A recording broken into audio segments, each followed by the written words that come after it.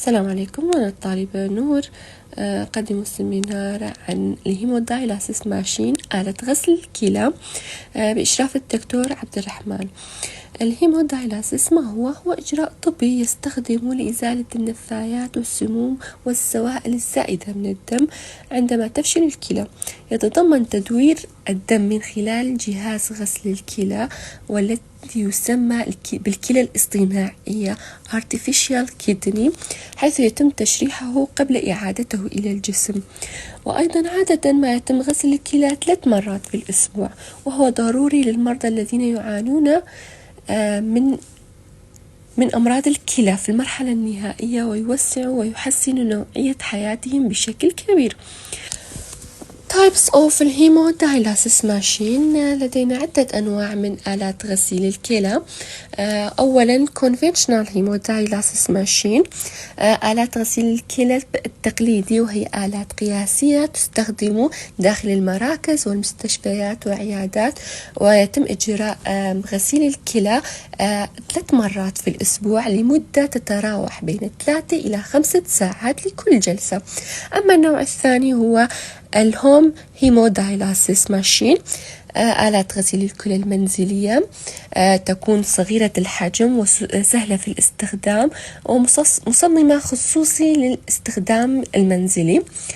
تكون جلساتها أقصر حوالي 2 ساعات، وتستخدم 5 إلى 7 مرات في الأسبوع. أما النوع الثالث بروتابل هيمودايلاسيس ماشين، آلات غسيل الكلى المحمولة، تكون خفيفة الوزن ومتنقلة ومناسبة للسفر أو للبيئات ذات المساحة المحدودة.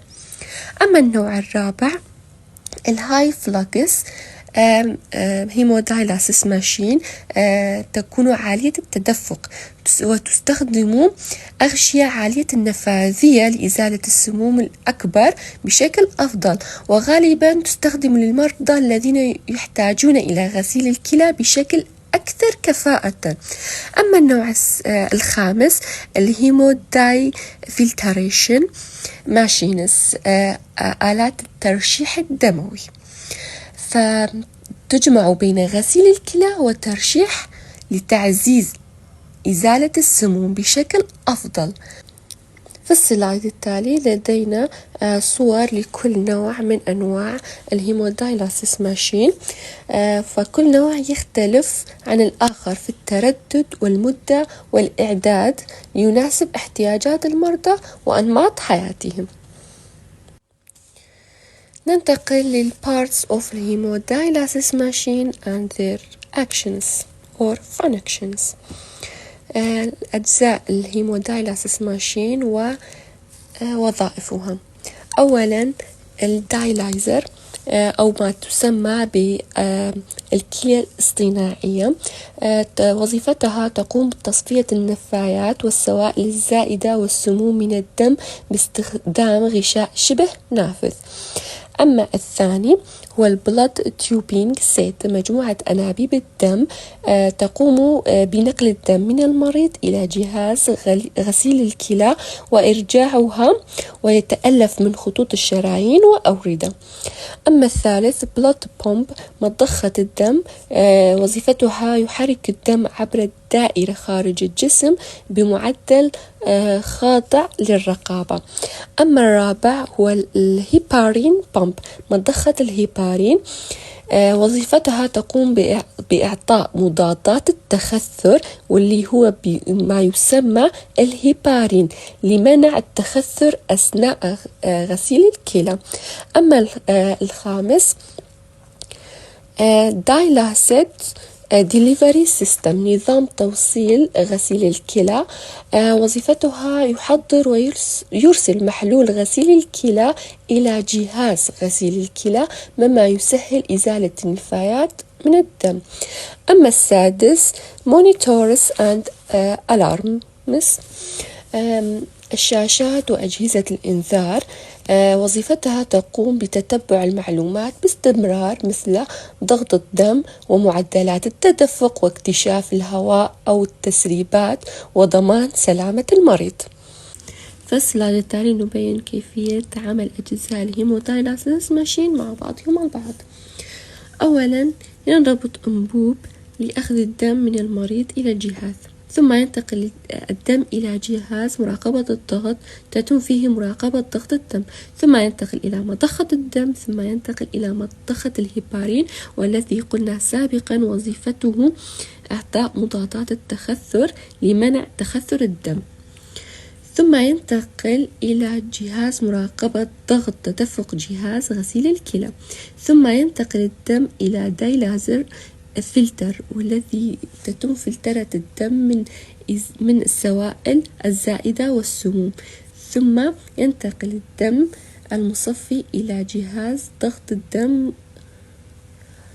لمراقبة ضغط الدم مرة أخرى، ثم ينتقل إلى air trap and air detector، ثم ينتقل إلى كشف الهواء، ثم ينتقل الدم المفلتر المصفي الخالي من السموم إلى مرة أخرى إلى الجسم.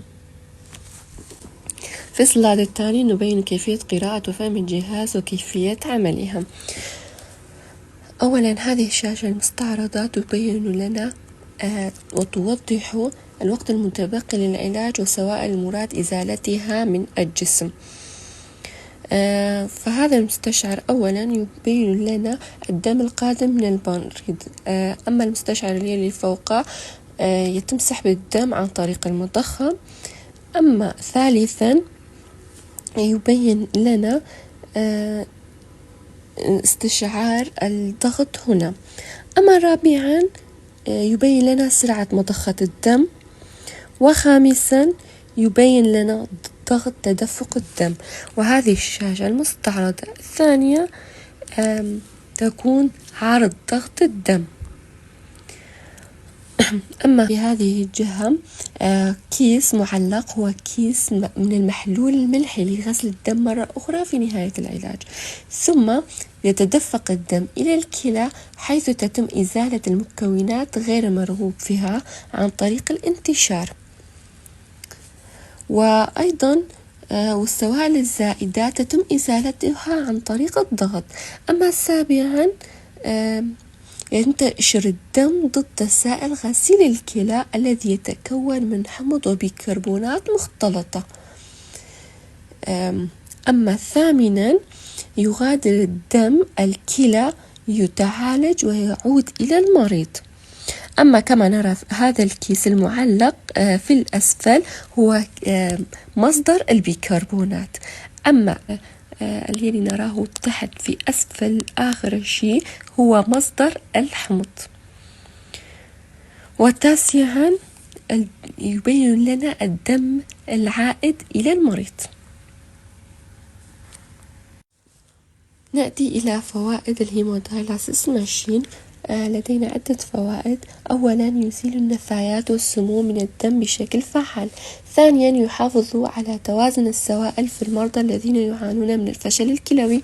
ثالثا يتم تنفيذه في بيئة خاضعة للرقابة مع موظفين متدربين. رابعا يمكن القيام به في المنزل مع التدريب والدعم المناسبين. خامسا يحسن نوعية الحياة ويطيل البقاء على قيد الحياة للمرضى الذين يعانون من مرض الكلى في المرحلة النهائية. كما للهيمودايلاسيس ماشين فوائد لها أيضا أضرار. نأتي إلى أضرارها. أولا تستغرق وقتا طويلا، عادة تتطلب 3 جلسات في الأسبوع، وكل جلسة تستغرق 3 إلى 5 ساعات. ثانيا غالبا تكون القيود مفروضة على النظام الغذائي والسوائل الضرورية. ثالثا خطر حدوث مضاعفات مثل انخفاض الضغط، التهابات، جلطات الدم. رابعا التعب والضعف بعد الجلسات. خامسا يتطلب الوصول إلى الأوعية الدموية مما قد يسبب مشاكل طويلة الأمد. ونأتي إلى الريفرنس وشكرا.